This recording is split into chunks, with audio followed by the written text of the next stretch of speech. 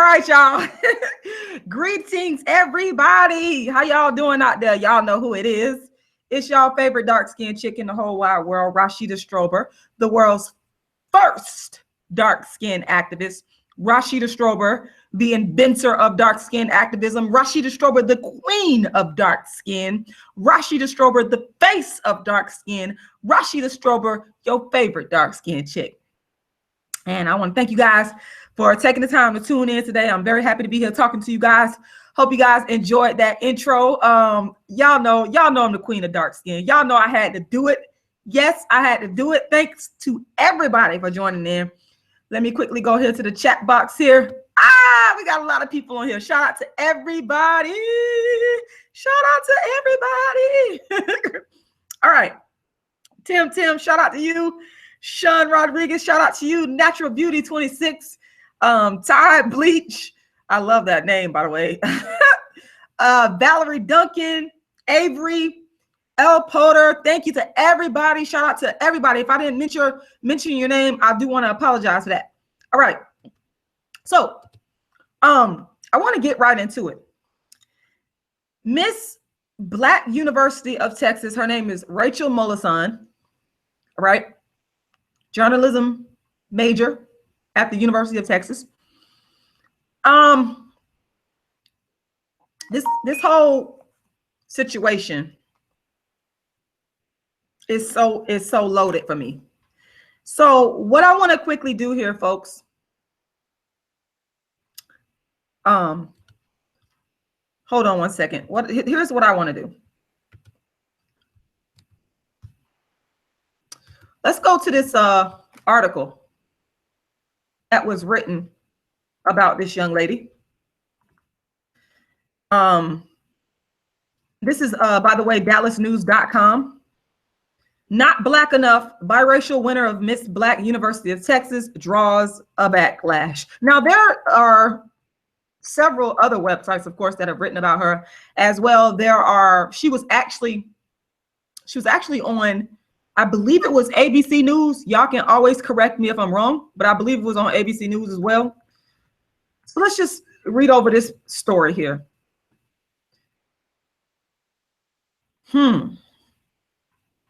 Rachel Mollison has always struggled with her biracial identity. After being crowned Miss Black University of Texas, social media users attacked her for the way she looks. Mollison is not letting it ruin her moment, though. She says, "For me, I've always had to battle I'm not black enough, but to not just place, but win the title is truly rewarding." She's from Magnolia, which is near Houston. Mollison said she felt empowered after winning the pageant on April 30th. Before that, she was uncertain of where she fit in. "I remember I felt so insecure because people didn't understand who I was by my look," Mollison told the campus student newspaper. "I'm confident in it now and see it as a unique trait where I'm able to teach people that not every black person and not every mixed person looks the same way." Interesting that she says that, but let's continue on. Kappa Alpha Psi, a predominantly black fraternity, has hosted the pageant for 35 years at the University of Texas. The scholarship pageant is open to black women, including those who are biracial. When the organization posted the photo of the winner, Twitter users were quick to criticize Mollison based on her appearance, questioning her black identity. There's so many parts to this that I just have to, I'm actually going to have to just stop because I'm reading several parts to this. And I just want to backtrack here a little bit. I want to go back to the first part where she's talking about struggling with being biracial and the biracial identity. And here's what I want to say. As the world's first dark-skinned activist and the inventor of dark-skinned activism, and as a person that is also a person that is a humanitarian, a person that is out here trying to equalize the beauty of dark skin, equalize the treatment of dark skin, equalize dark skinned people. As a person that understands mistreatment and feeling displaced because of how I look, I understand. I can say I understand what this young lady is saying in regards to the struggle that she has with her biracial identity. And there's a lot of mixed race people who struggle with their identity. There's a lot of mixed race people who struggle with their identity. That's no doubt. Because we live in a world where slavery, let's start with slavery. We start with slavery, and we start with the one-drop rule and all this confusion that it has created. The one-drop rule created a lot of confusion among Black people, among people that have Black in them. There is a lot of confusion that is going on. And so I can understand this identity crisis.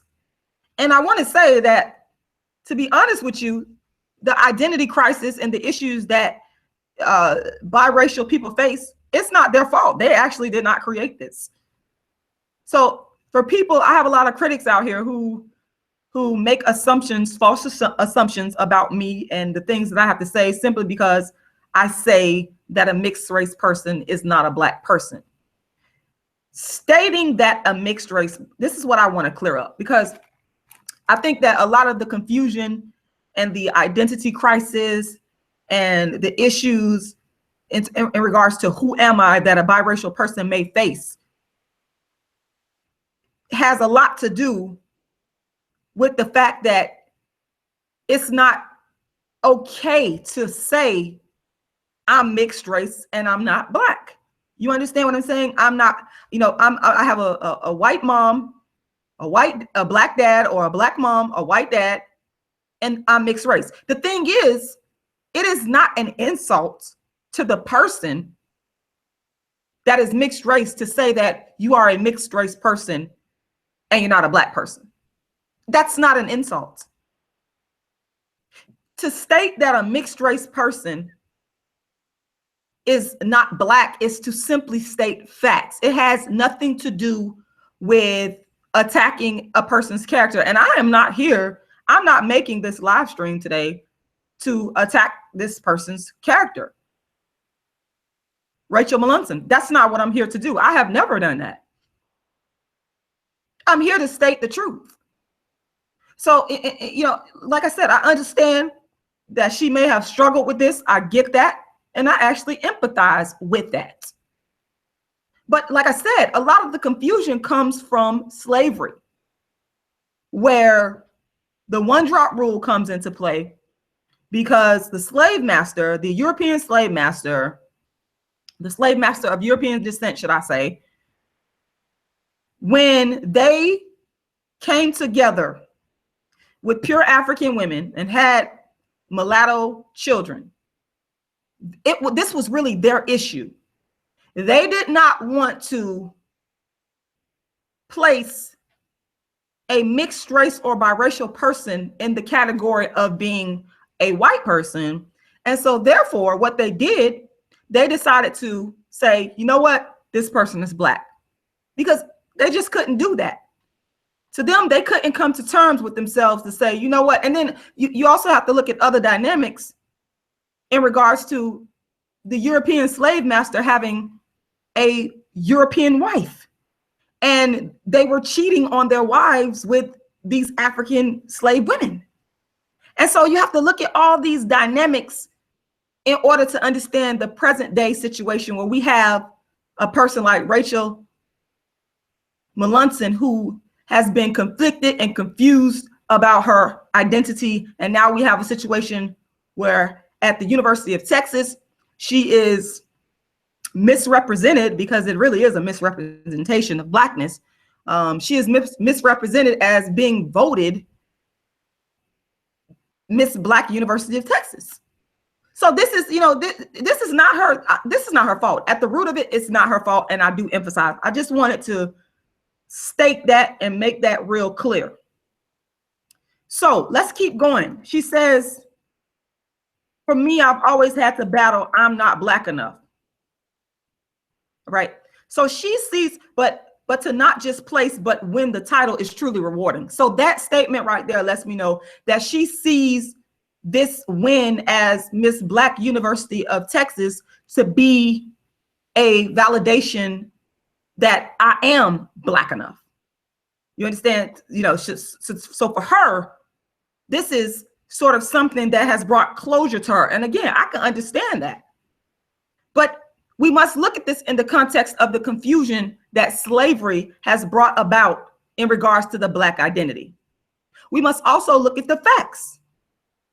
And we must also look at the fact that being a mixed race person, there is nothing wrong with stating that you are a mixed race person. There is nothing wrong. That's the thing.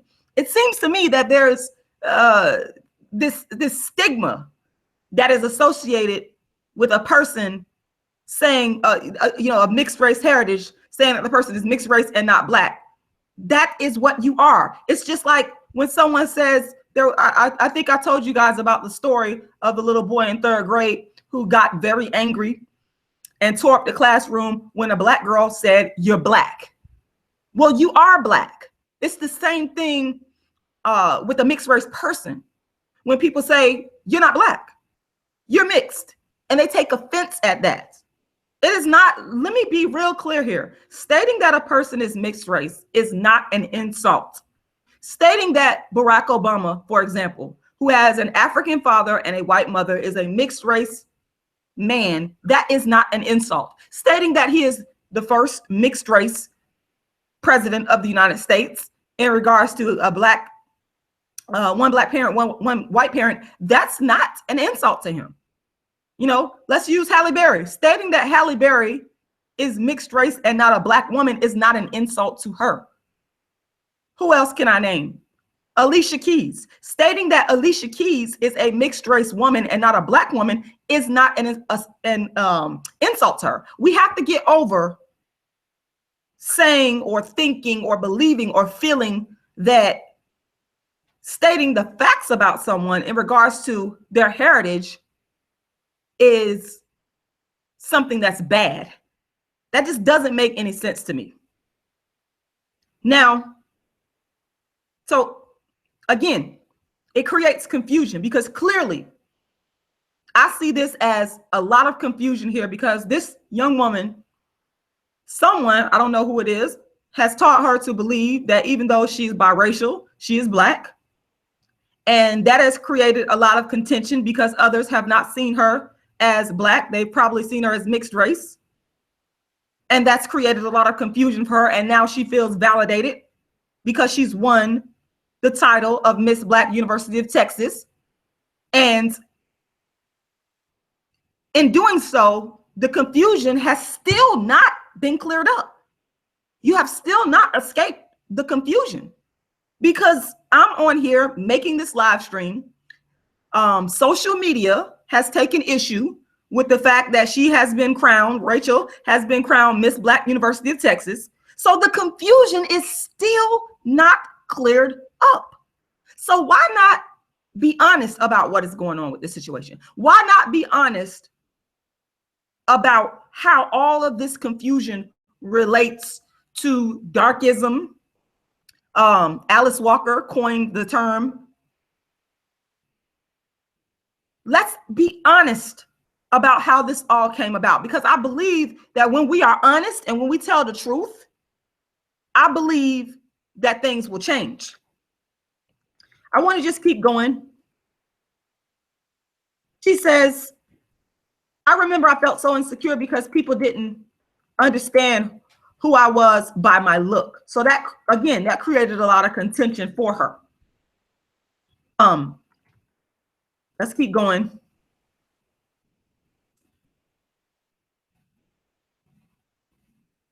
So it quickly escalated to a social media debate on colorism, a form of discrimination based on skin color. I call it darkism. Colorism is not the same as racism. It's a form of bias that revolves around the shade of skin color. And I'm just giving you guys my definition here. To me, this is darkism. And darkism, and when I say darkism, in this case, I'm referring to, I want to scroll up, or let me go to some pictures here. I'm pretty sure, here's a picture right here. Let me just show that picture. I hope you guys can see that clearly. There is a dark-skinned young lady, and this young lady right here looks to be brown to medium brown. She's not like super dark skin, as we can see. Now, this dark-skinned young lady was not the winner. She was not the winner of this pageant. And to me, this is a form of darkism, because what it did was effectively shut out the win that could have went to a actual Black woman.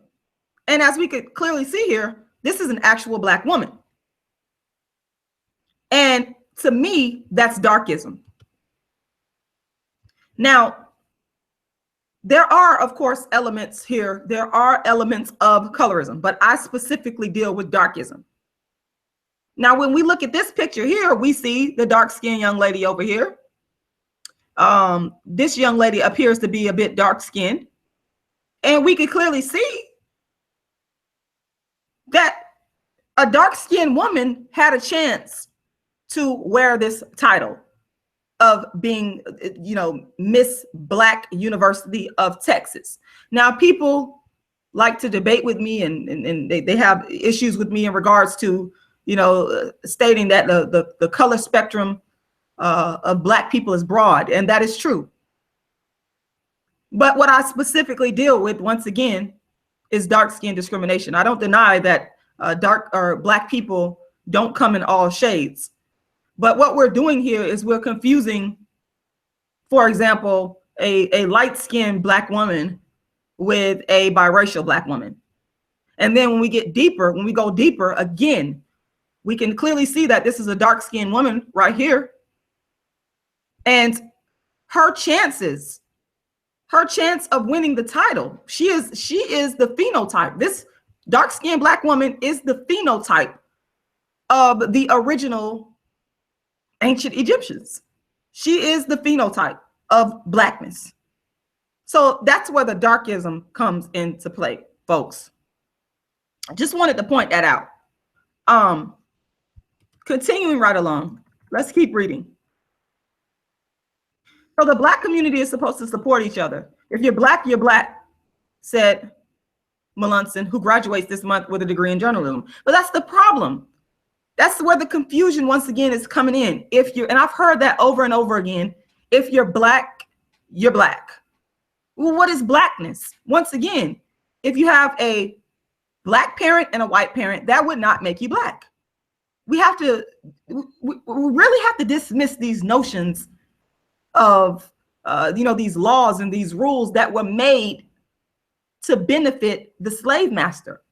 The one-drop rule was made to benefit the slave master. It was not a situation where it was beneficial to Black people. Now, it was beneficial, and this is where the non-dark privilege comes in. This is the situation, because if we look back at history, if we look back at slavery, if we look at what this one-drop rule created, we can clearly see that it created a situation for skin tone privilege, because mulattoes, as they were called, or some people will say light-skinned Black people or mixed race people that were the result of the union between the slave master and an African woman, their children, their offspring reaped the benefits. This is where you get light skin privilege, non-dark privilege, whatever, mulatto privilege, whatever you want to call it.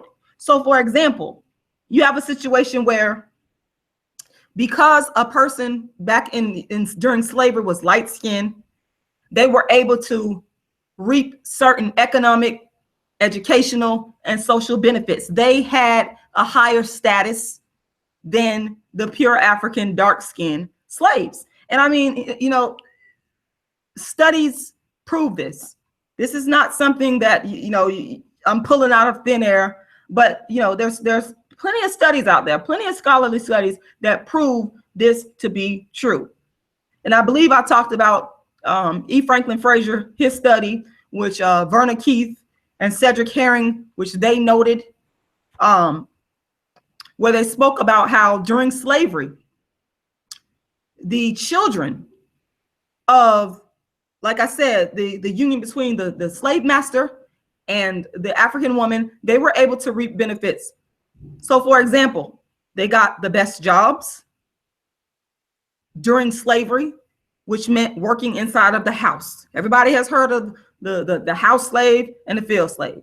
Okay. And because of that, because of getting, the best jobs, they were able to get access to things like education. They learned how to read. They learned how to operate within European culture because they were around Europeans and were able to, encompass European mannerisms and behaviors and norms and cultural norms and that kind of thing, which put them in a better situation once slavery was ended.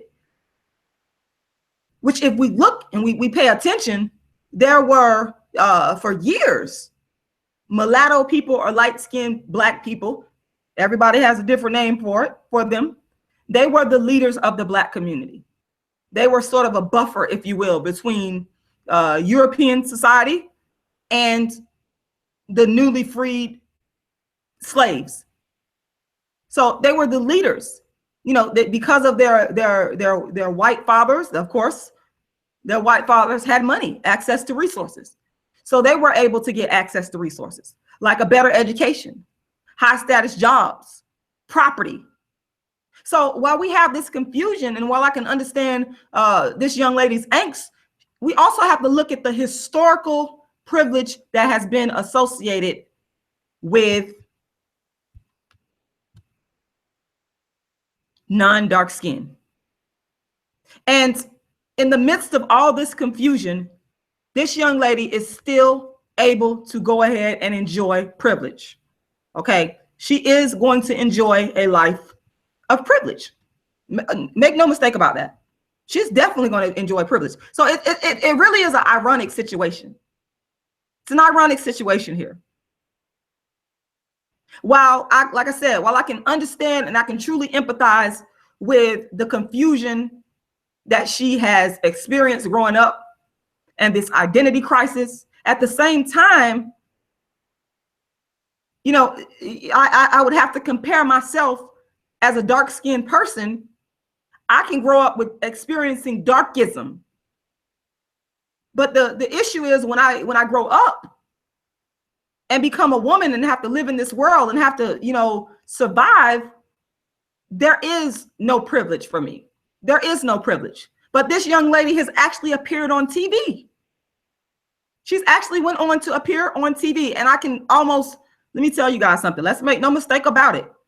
She's definitely going to experience privilege, even in the midst of her angst. And that is something that when we compare, like I said, dark-skinned children growing up and experiencing darkism to a non-dark-skinned child growing up and experiencing identity crisis, when they grow up, you can look at both sides and you can see who gets the privilege. So this young lady, for example, because studies have once again proven this, that non-dark-skinned people, Black people or mulattoes, they go on to still receive privilege. So for example, let me give you guys an example of what I mean, just a concrete example. Going back to the Keith and Herring study,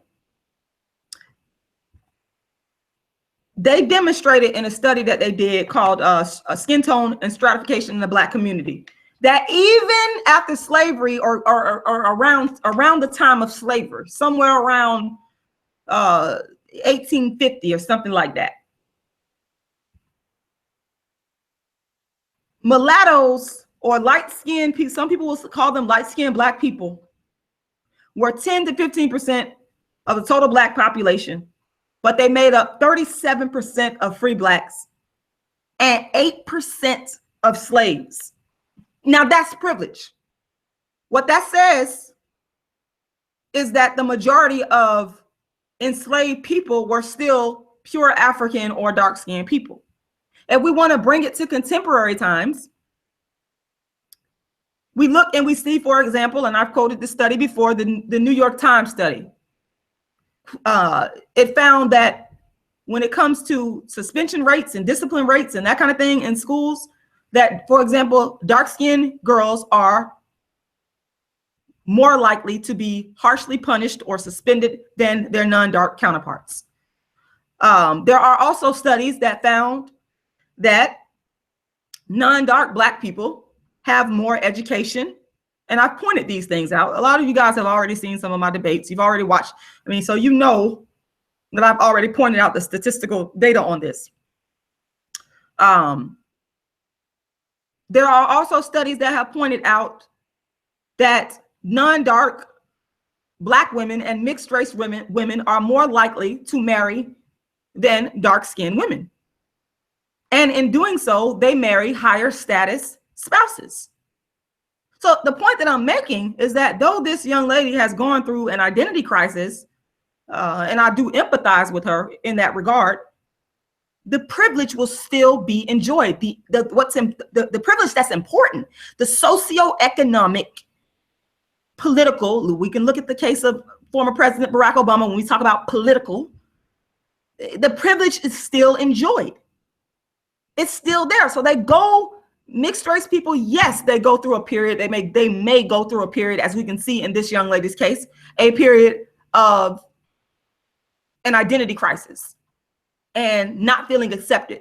But the privilege, when it comes time for the jobs, when it comes time for the educational opportunities, when it comes time for, you know, the things that involve the ability to be able to live and be on a daily basis, she would still enjoy privilege. And scholars call these things life chances, this idea of life chances. You understand? So this is what I want us to understand. I'm going to go to the chat box here. And you bear with me one second, you guys. I'm looking at what you guys are saying here. You know, it's a really sad situation because I just feel like a lot of people don't understand this whole idea of identity crisis in regards to mixed race people versus privilege. And then a person like me, the world's first dark-skinned activist, the inventor of dark-skinned activism. People, they immediately want to jump and say things like, well, you're just jealous, or, you know, you're just, you know, they will immediately want to attack instead of trying to understand the dynamics of what I'm saying that are at play here. Okay, so this is really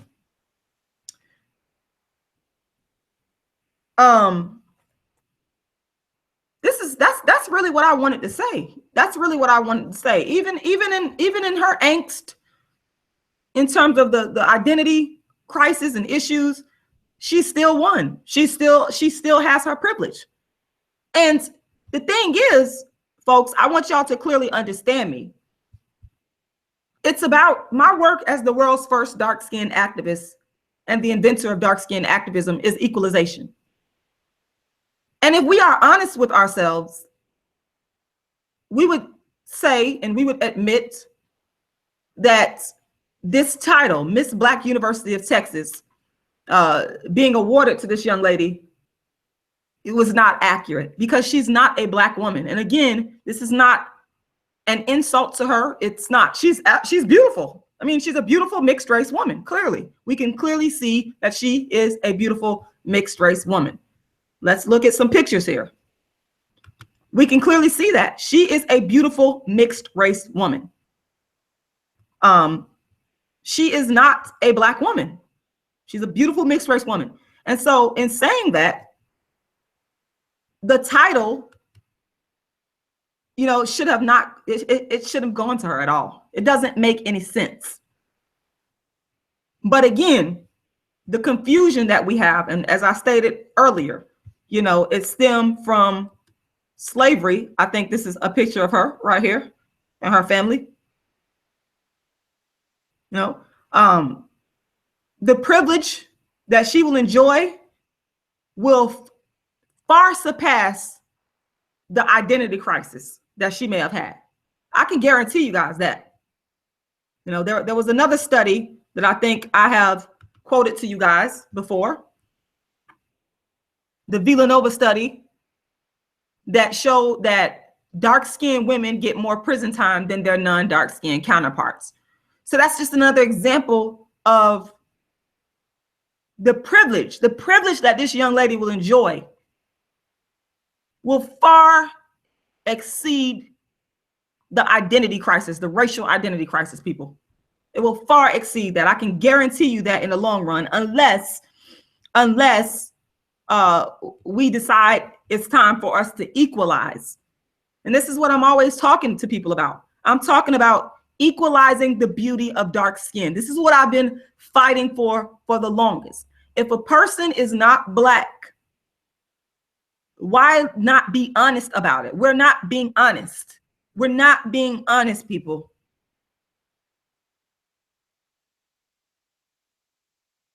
We're not being honest. We need to get over. Hold on one second, folks. We need to get over, and we need to get over this quickly. We need to get over believing that calling a biracial person biracial or mixed and not calling them Black is bad. We need to get over that. We need to get past that, because it's not, for me, I can only speak for myself. Let me tell you something. I don't have any shade towards a mixed race person. I don't have anything against a mixed race woman. I don't. I've told you guys before, my best friend in the whole wide world is a light-skinned Black woman. And she's really light-skinned. I mean, real light-skinned. She's probably close to the young lady, Rachel. She's probably close to her color. Shamina's mother, may she rest in peace, Vita, was super light-skinned. Again, probably close to the young lady Rachel's color. So for me, this is not about shade. And let me just say that Shamina is actually a light-skinned Black woman. She's not mixed race, but she just happens to be light-skinned. Okay. So it's for me, because people always want to pretend that you are a hater, you are jealous. I can't control what people think. The only thing I could do is come on here and tell you how I feel from my heart and from my mind. So once again, this has nothing to do with hating her or not liking her. I don't know this young lady not to like her. That doesn't make any sense. That is not the issue to me. What is at issue here is the issue of darkism. What is at issue here for me is the issue of, unfairness, the unfairness towards the Black women, the actual Black women that were in that pageant at the University of Texas. It's not fair. It's darkism. That's the way I see it. It's darkism. And if I were in that pageant, I would not be happy. But of course, people will make you feel shame or make you feel bad, as a dark-skinned woman for saying, like people have tried to do to me, even though, like I said, I don't have any shade or hate towards anybody. I love everybody, all people. What I fight for is the equalization of dark skin and people of the world. That is what I fight for. That is what this is about. Has nothing to do with that. And I have to be real clear about that. Even though people are still going to have their views and their misconceptions, even in the midst of me coming on here and explaining to people that this has nothing in the world to do with disliking this. I mean, if you think about it, why would I hear people say a lot that when they were in school, dark-skinned girls, I hear some people say that dark-skinned girls picked on light-skinned girls. Let me tell you something. Never in my life have I done that. So I don't know anything about that. And I'm not saying that didn't happen to that particular person. I'm not going to discount your experience. This is the reason why I don't want people to discount mine, because I wasn't there when this event was happening. So I cannot make a judgment call on that. But what I can tell you is I, as a dark-skinned Black woman, coming through school, coming through elementary school, middle school, high school, and college, I have, in fact, if you want to know the truth about it, everybody that really knows me knows that my friends, my best friends, have been light-skinned women. I just told y'all. One day I'm gonna have Shamina come on here so y'all can see how Shamina looks. She is super light-skinned. If it wasn't for Shamina and her light-skinned mother, may she rest in peace, I would have never gotten off the streets, got my GED, wound up getting a college degree, a master's in political science. When I was in my in graduate school, I met this wonderful light-skinned young lady. She was just as sweet as all out. I don't know what. When I was in elementary school, I had a very light-skinned best friend with green eyes, and we got disconnected because either I moved or she moved, and then we got back together in high school. So, I mean, people, you really need to put aside all of your, your whatever you got going and listen to what I'm saying. I know I don't hate anybody. Like I just said, my life speaks for itself. I've never had any arguments, in regards to with my light-skinned friends. We didn't argue and bicker and fight. We did not do any of that. So, I have never fought a light-skinned woman because she's light-skinned, or a light-skinned girl because she's light-skinned. That is absolutely ludicrous to me. I would never do that. I wouldn't even waste my time doing that. It doesn't even make any sense. I've been around a lot of light-skinned women in my life. Now, I will say that I have experienced some darkism there. I will say, and I've talked about this before, there is some darkism that goes on in regards to the privilege. I have said this before, but just to stay on the topic, to speak about people that will try to say, well, you're talking about this because you feel this type of way. No, I'm speaking the truth. I'm speaking the truth. You understand? And I don't have a history of having fights with light-skinned women because I don't hate them. That is not what this is about. This is about defining what Blackness is. A mixed race person, if they have a Black parent, they have Black in them. Yes, of course they do. Absolutely. Does Barack Obama have a Blackness in him? Absolutely. Does Barack Obama have whiteness in him? Absolutely. He is just as much as white as he is Black. Just like this young lady. She is just as much white as she is Black. She has a white parent and a Black parent. So how can we discount the white parent and just say, oh, this person is Black? That doesn't make any sense. It doesn't make any sense. And when we come to a place where we can say it's okay to say I'm mixed race, because see, some Black people get upset with a mixed race person when they say I'm mixed race. I'm not one of those Black people that get upset with you because you're telling the truth. I deal with honesty and truth. So if that mixed race person, and I think a lot of times, a reason why I can empathize is because sometimes mixed race people are pulled between the two. You got Black people who will get upset with them because they call themselves mixed race. And then you got those Black people that will say, hey, you're not Black. So there's where the confusion comes in. This one drop rule. Slavery created darkism. Slavery created darkism. So now we have this confusion going on. And so it's not hard to understand why a mixed race person would feel some type of way. Well, if you're a mixed race person and you're watching this, I don't dislike you at all. I don't dislike you at all. I love everybody. But I will tell you, the Black identity needs